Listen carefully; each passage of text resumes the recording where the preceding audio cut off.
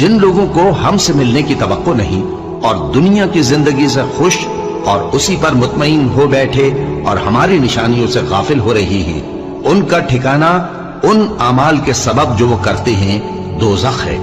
और जो लोग ईमान लाए और नेक काम करते रहे, उनको उनका परवरदिगार उनके ईमान की वजह से जन्नतों में पहुंचा देगा।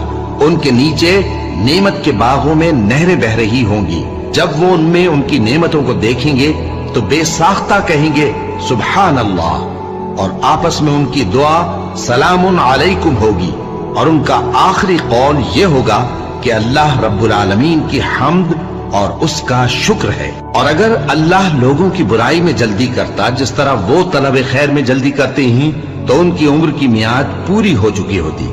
सो जिन लोगों को हमसे मिलने की तवक्को नहीं, उन्हें हम छोड़े रखते हैं कि अपनी सरकशी में बहकते रहें। और जब इंसान को तकलीफ पहुंच